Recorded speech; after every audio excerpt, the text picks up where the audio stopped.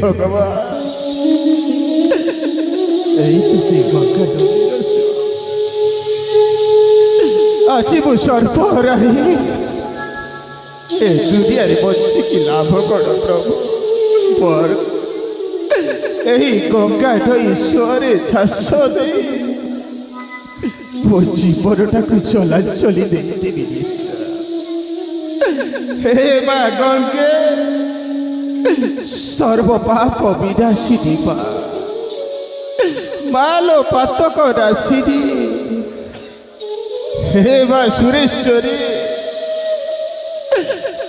मालो जाह्नवी दयाकरी तोर अधम सन्तान को तोरी कोल स्थान दे देवा तोरी कोल स्थान दे दे आउ जो भूल करी मोर रक्त कणिका को चिठी पारे मुझे क्रूर मुझे निष्ठुर आज ठार मु शपथ कर ए दुनिया रे आउ बंचिकी लाभ नहीं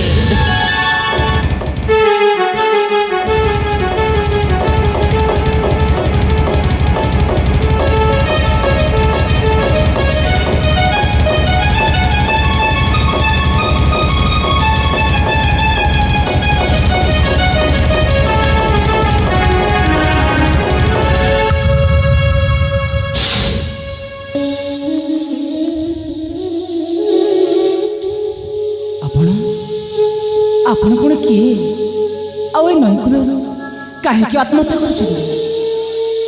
कर मोर परिचय हाँ कहतु आपण परिचय आहे विदुषा दिया आशीष कहूछि सत्य बाणी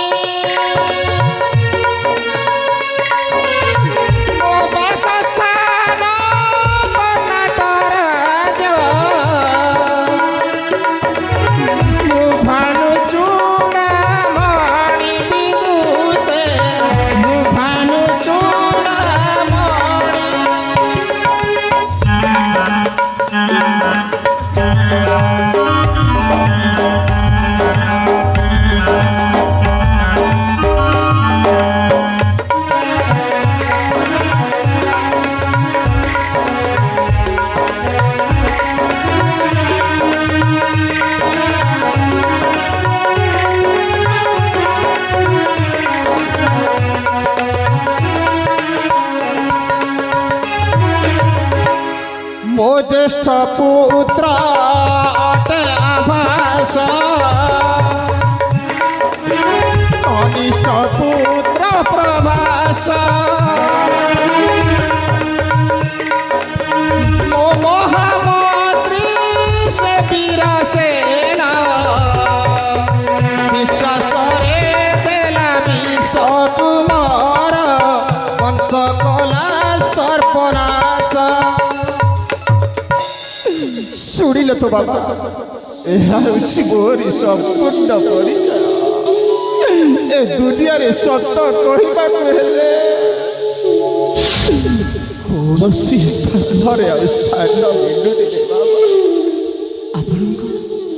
बाबा यही अवस्था भगवान अविश्वास को विश्वास करे परिशेष मोर यही अवस्था आम दुई भाई को कौन आप चिन्ह पार बाबा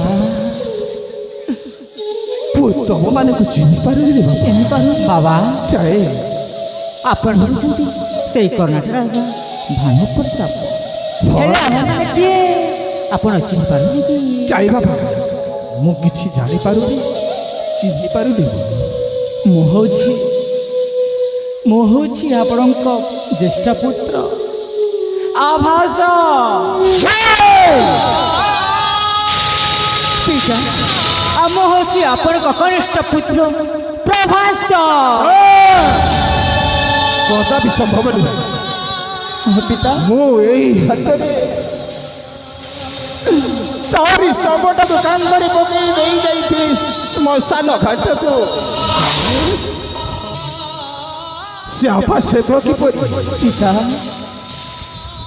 ଆଉ ପ୍ରଭାସକୁ ଘାତକ ହସ୍ତରେ ପ୍ରେରିତ କରିଥିଲେ ସେ ନିଘଞ୍ଚ କାନନରେ ଥିବା କାଳୀ ମନ୍ଦିରକୁ। ତମେ ମାନେ ମିଛ କହି ମୋତେ ନା ପିତା, ଆମ ଦୁଇ ଭାଇ ମିଛ କହୁନି ପିତା। ମା ମଙ୍ଗଳାଙ୍କ ଦୟାରେ ମୁଁ ଆଜି ଆପଣଙ୍କ ସାମ୍ନାରେ ଅଛି ପିତା। କେମିତି ବଞ୍ଚିବି ତାହେଲେ?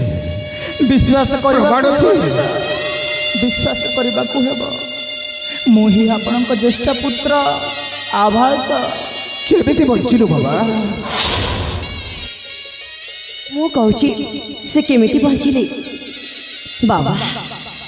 ସେଦିନର କଥା ମାଲୋ ମୁଁ ମୋ ସଖୀମାନଙ୍କ ସହିତ ମା ମଙ୍ଗଳାଙ୍କ ପୂଜାର୍ଚ୍ଚନା କରିଗଲା ସମୟରେ ମୁଁ ଦେଖିଲି ତାଙ୍କୁ। ଆଉ ସେ ନଈକୂଳରେ ଶୟନ କରିଛନ୍ତି ବୋଲି ଉଠେଇବାକୁ ଚେଷ୍ଟା କଲି, ହେଲେ ସେ ଜମାରୁ ବି ଉଠି ନଥିଲେ। ଆଉ ଭାବିଲି ସେ ମରିଯାଇଛନ୍ତି ବୋଲି। ଆଉ ତାଙ୍କୁ ମୁଁ ନେଇକି ମା ମଙ୍ଗଳାଙ୍କ ପାଖକୁ ଗଲି। ଆଉ ଆଜି ମା ମଙ୍ଗଳାଙ୍କ ଆଶୀର୍ବାଦ ଯୋଗୁଁ ସେ ଆଜି ପୁନର୍ଜୀବିତ ହେଇଛନ୍ତି ବାବା। ଜୟ ବାବା ମଙ୍ଗଳା। ତୁ କେମିତି ବଞ୍ଚିଲୁ ବାବା ତାହେଲେ?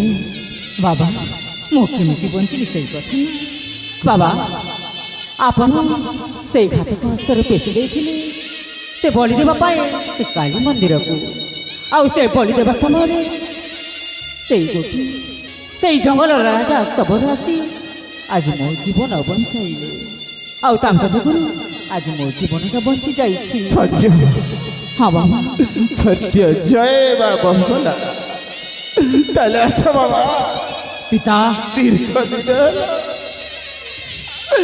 ତମକୁ ଦେଖିନଥିବାରୁ ପବନ ବ୍ୟାକୁଳ ହୋଇ ଉଠିଛି। ପିତା କିନ୍ତୁ ଏଇ ସବୁ ଅବସ୍ଥାର କାରଣ ହେଉଛି ସେମାନ ବୁଦ୍ଧି ବୀରସେନ। ଥରେ ବାବା ତାକୁ ଛାଡ଼ିବୁନି ପିତା। ତାରି ନାଁ ଜମାରୁ ଧନ୍ୟରେ ବାବା। ଆମେ ସମସ୍ତ ବେଳେ ସମସ୍ତକୁ ମାରିଦେବ। ନା ପିତା, ତାକୁ ଆମେ ଦୁଇ ଭାଇ ମିଶି ନବିଲୁ ରାଜ୍ୟ ସିଂହାସନ ଭିକ୍ଷା ମାଗି ଯାଉ ପଛେ ଦିନ ଆମେ ଆଉ କର୍ଣ୍ଣାଟକ ରାଜ୍ୟକୁ ଫେରି ଯିବାନି ରେ ବାବା। କାହିଁକି ପିତା? ନା ନା ନା, ସେ ଦୁଷ୍ଟ